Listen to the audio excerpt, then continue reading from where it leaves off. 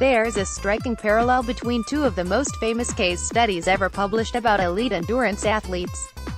In 2005, University of Texas physiologist Edward Coyle published a longitudinal study that tracked Lance Armstrong's lab data over a 7-year period.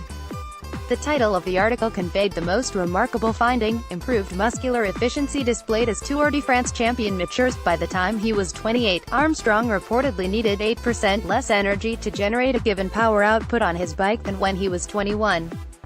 The following year, University of Exeter physiologist Andy Jones published 11 years of lab data from Paula Radcliffe, and he too pegged a steady improvement in efficiency as one of the crucial adaptations that enabled Radcliffe to set the still-standing marathon world record of 2 hours 15 minutes and 25 seconds.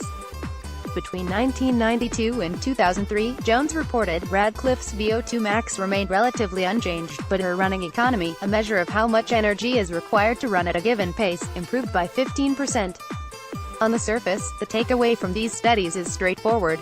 To perform at your best as a cyclist or runner, it's not enough to make your engine more powerful, you also have to make it more efficient. But how? For decades, scientists have struggled to pin down what determines exercise efficiency and how to change it, with little consensus. In fact, it's far from clear that it's even possible to significantly increase cycling economy, which, along with all the other rumors swirling around back then, made Armstrong's results even more controversial. This lingering debate is what makes a new study on running and cycling efficiency from researchers at the University of Colorado Boulder, published in the European Journal of Applied Physiology, particularly intriguing. The authors have plenty of scientific and athletic cred. Roger Cram, the head of the university's locomotion lab, led the external testing of Nike's Vaporfly 4% shoes last year. Visiting student Wan Swinnen was an elite triathlete in his native Belgium. Shalaya Kip, a graduate student in Cram's lab, is an Olympic steeplechaser. The study itself is fairly straightforward.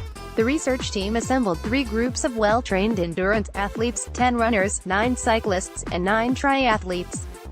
All were highly experienced, training for about 9 hours a week on average, virtually all running for the runners, all cycling for the cyclists, and 5.6 hours of cycling and 3.9 hours of running for the triathletes. The researchers measured their efficiency while running at 8 o'clock mile pace and cycling at 200 watts.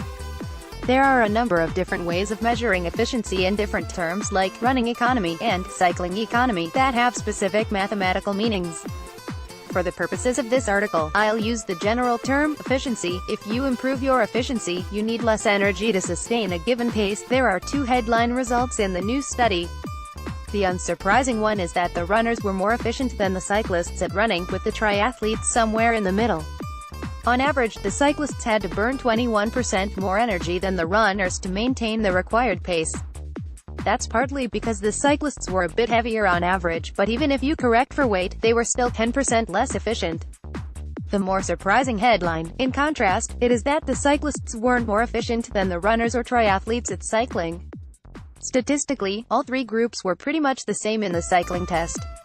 Those are the facts. What it all means, on the other hand, is a bit of a Rorschach test. Over the years, numerous theories have been proposed to explain how or why exercise efficiency changes. Jones' paper on Paula Radcliffe, for example, notes that a training-induced transformation of fast-twitch muscle fibers into more efficient slow-twitch fibers could improve efficiency. Radcliffe's flexibility also got worse over the years, a factor that has been linked to better efficiency. And she did weight training to improve her strength and power, which may have translated into better efficiency through improved neuromuscular signaling. What's interesting here, though, is the difference between running and cycling. It's pretty well established that experienced runners are more efficient than newbies. The fact that well-trained cyclists don't get more efficient at running suggests that this effect isn't simply a consequence of better fitness or of some general internal adaptation like more slow-twitch muscle fibers. It's something specific to the act of running. The temptation, of course, is to assume that experienced runners are more skilled at the act of running. They have less vertical bounce, or they overstride less, or move their arms more smoothly, or whatever. There may be some truth to this.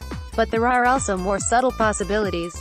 When I pressed Cram and Swinnen for their preferred explanations, they pointed out that efficient runners use their stretchy tendons and ligaments to store elastic energy to be recycled from stride to stride. The push and pull between tendon and muscle is so finely tuned that your muscles stay roughly the same length throughout the stride instead of shortening and lengthening with each contraction. Optimizing this aspect of running is invisible to the naked eye and beyond conscious control, but it may be one of the crucial skills that improve with experience. Cycling, on the other hand, and bear in mind that I'm a lifelong runner writing this, is relatively simple. Your legs are constrained to move along a specific path.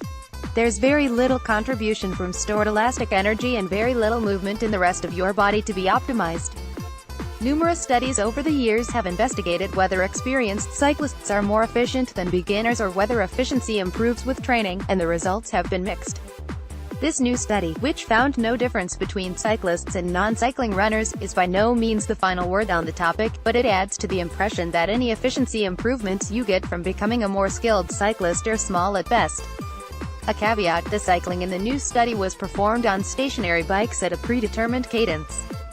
It's possible that the benefits of experience in bike-specific training would be more noticeable on the open road at a freely chosen cadence. From a practical perspective, the journal article concludes with this somewhat provocative sentence: cyclists who typically spend many hours riding their bike could seemingly replace some time-consuming cycling training with shorter sessions of running training without experiencing negative effects on their cycling efficiency. My intuitive reaction to this is that it's a bit silly. After all, the direct training benefits of cyclists are far broader than just efficiency. But when I try to think of specific counter-arguments, cyclists who replace some of their training with running would miss out on X, Y, and Z. The case doesn't seem quite as obvious. Sure, bike handling skills and situational awareness are important. And there's a bit of evidence that improvements in other physiological parameters, like VO2 max and lactate threshold, are specific to the mode of exercise you're most familiar with. But maybe there really is some merit to the idea of cyclists putting on running shoes for cross-training, particularly those whose full-time jobs prevent them from spending 6 hours a day in the saddle. Conversely, it seems like runners who supplement their training with cycling are missing out on some potential efficiency gains, though that loss may be more than compensated for by the ability to rack up more aerobic training without incurring injuries. So many caveats, and on the other hand, is there anything we can say for sure? How about, yes, you can get more efficient at running. You probably can't get more efficient at cycling, at least not by an amount that's worth spending a lot of time fretting about. Which means that the better efficiency narrative is still plausible as an explanation for how Paula Radcliffe developed into a world-beating athlete.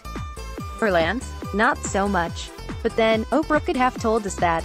My new book, Endure, Mind, Body, and the Curiously Elastic Limits of Human Performance, with a foreword by Malcolm Gladwell, is now available.